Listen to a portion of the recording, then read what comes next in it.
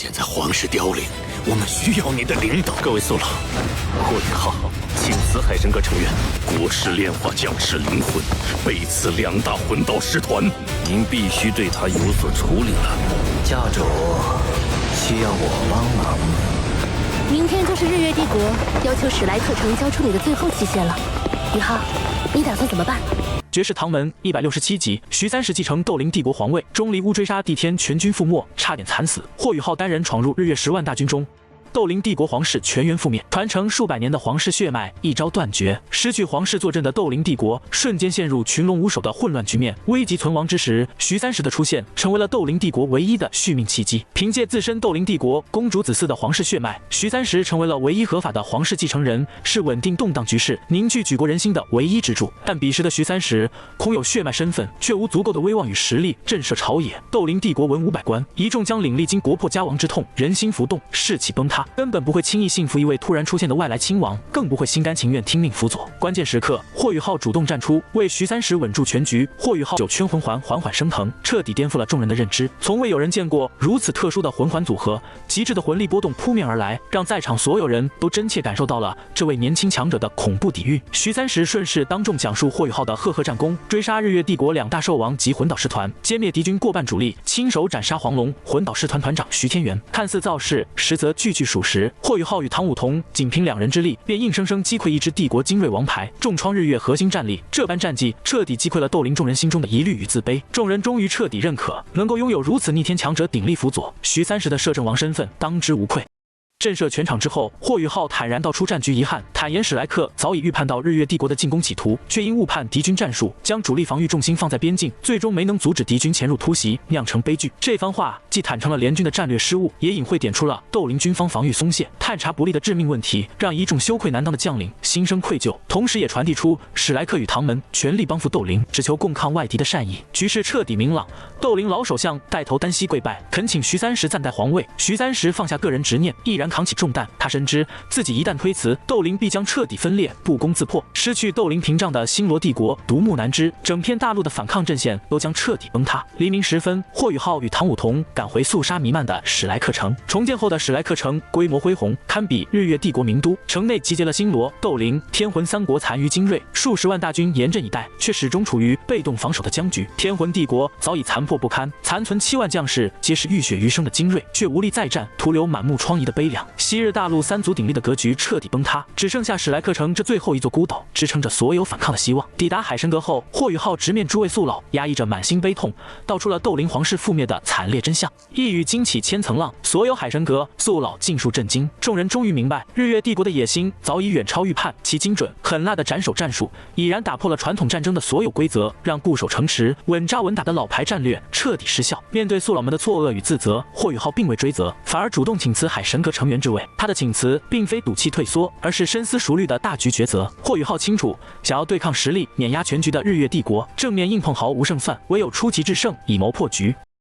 他后续的所有战术，包括亡灵操控、精神离间、伪装偷袭、借势挑拨等，皆是偏向邪魂师的诡道杀伐之术。这些手段虽然是绝境破局的唯一方式，却与史莱克万年光明正道传世的理念相悖。他不愿自己的战术手段玷污史莱克的无上声誉，拖累学院名声，故而主动请辞，愿以一己之力背负所有争议与骂名，化身暗处之刃，独自对抗日月帝国。此番赤诚与担当，彻底打动了一众宿老。玄老与宋老的一番开导，更是解开了霍雨浩的心结，让他彻底释然。史莱克万年底蕴从不是束缚后辈的枷锁，而是守护众生、包容万象的后盾。世间从无邪恶的能力，只有邪恶的人心。邪魂之力用于屠戮便是罪孽，用于守护便是正道。宿老们早已看透战局利弊，深知死守无法破局。年轻人的锐气与变通，正是当下最稀缺的破局之力。更让霍雨浩震撼与愧疚的是史莱克深藏的布局与格局。面对3国覆灭、战局崩坏的绝境，史莱克从未坐以待毙，而是选择精进万年积累，无私传道救世。学院主动向集结城内的3国精锐魂师全面开放魂导器研究成果，武魂修炼典籍与所有宗门底蕴，将大陆近1/3的魂师力量尽数培育打磨。哪怕正面战场失利，国土尽失，只要这批火种尚存，斗罗大陆的魂师传承与反抗希望就不会断绝。这份隐忍、无私与长远格局，让霍雨浩彻底放下内心的质疑与自责，坚定了放手一搏、逆天破局的决心。走出海神阁，霍雨浩迅速回归唐门，与贝贝、唐雅商议破敌之策。彼时的唐门正全速运转，依托各国送来的稀有材料，全力打造高端魂导器，补给前线战力，全元日夜不休，负重前行。面对大陆崩盘的危局，所有人都陷入无力与焦灼，唯有霍雨浩胸有成竹，直言自己已有骑兵破局之法，能够彻底打破当前的被动僵局。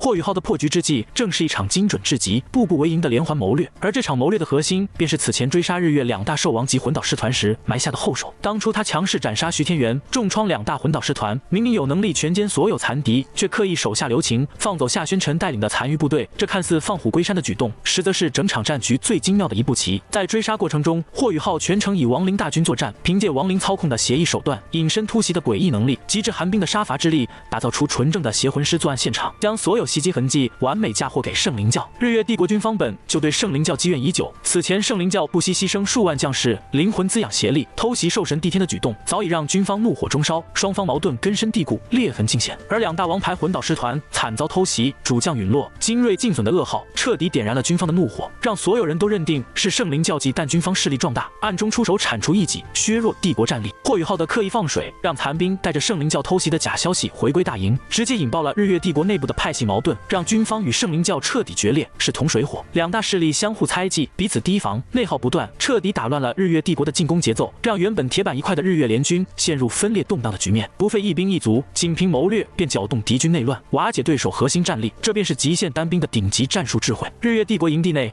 重伤归来的钟离乌差点死在帝天手中。此前钟离乌亲自率领圣灵教10余位顶尖邪魂师强者出征，皆是教派精心培养的核心骨干与中坚力量，战力雄厚，声势滔天。彼时的他自副手握怨灵协力与圣灵秘宝，足以重创甚至斩杀负伤的帝天，立下不世之功，彻底稳固圣灵教在日月帝国的超然地位。可他严重低估了兽神帝天的恐怖实力，哪怕帝天先前历经大战，有伤在身，半神层级的底蕴，依旧碾压所有邪魂师。惨烈的厮杀过后，这支精锐邪魂师队伍近乎全军覆没。出征时声势浩大的10余位封号斗罗级邪魂师死伤过半，1/3的强者永远陨落星斗大森林，能够活着随钟离乌归来的寥寥无几，且个个带伤，战力尽废。圣灵教多年积攒的核心战力一朝折损，教派底蕴遭遇断崖式崩塌，彻底元气大伤。作为统帅的钟离乌更是落得近乎废宫的凄惨下场。帝天寒怒一击，撕碎了他所有魂力防御与死神领域，不仅肉身遭受重创，经脉寸断，其本命武魂死神魔魁的本源更是被重创。武魂本源受损，意味着修行之路彻底断绝，钟离乌终生再无进阶可能，甚至连自身现有的修为境界都难以稳固，彻底断送了未来之路。绝境之中，钟离乌为保命不择手段，他动用圣灵蛟傀儡分身，替自己挡下帝天的致命绝杀，同时疯狂燃烧自身大半生命本源，遁逃而出。若非帝天不懈追杀这等苟延残喘的败将，钟离乌根本没有机会活着回归军营。重返日月大营的钟离乌早已没了往日教主的威严傲气，身形狼狈，脸色惨白。归来后，他第一时间闭门疗伤，依靠教派残存长老联手稳固伤势，才勉强保住性命，却再也无法恢复巅峰战力。这场惨败引发的连锁反应，彻底搅动了日月内部格局。军方将士得知圣灵教为蓄力追杀帝天，不惜亵渎阵亡将士亡魂，抽取怨灵滋养邪力，瞬间怒火滔天，彻底点燃了军方与圣灵教的对立怒火。而橘子冷眼旁观这场闹剧，内心暗自窃喜。待一切铺垫到位，局势彻底成型，霍雨浩开启了最终的破局行动。在日月帝国限定史莱克交出自己的最后期限来临之际，他携唐武童孤身出城，坦然飞向数十万日月大军联营，以一己之力直面整个帝国的精锐军团。此举看似鲁莽送死，实则是精准拿捏人心、掌控全局的终极博弈。霍雨浩凭借极致的精神力探查，精准规避所有高空探测魂导器，以模拟魂技隐身匿迹，无声无息逼近敌军核心大营，随后主动显形，隔空喊话，挑衅全军，直言自己孤身前来，放弃史莱克庇护，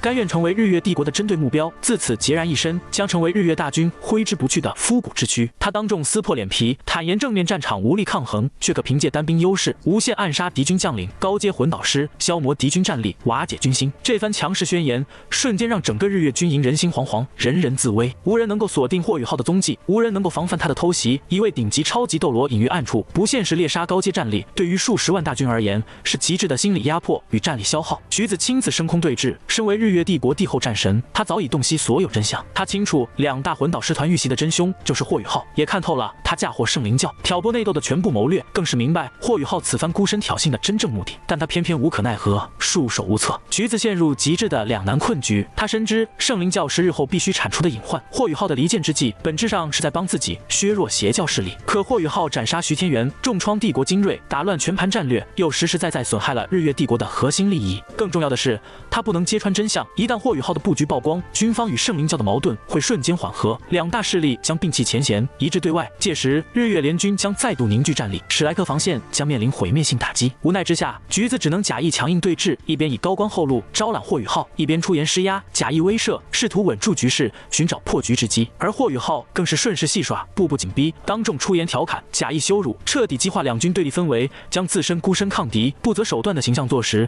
彻底断绝自己与史莱克的关联，让后续所有轨道战术都不会牵连学院分毫。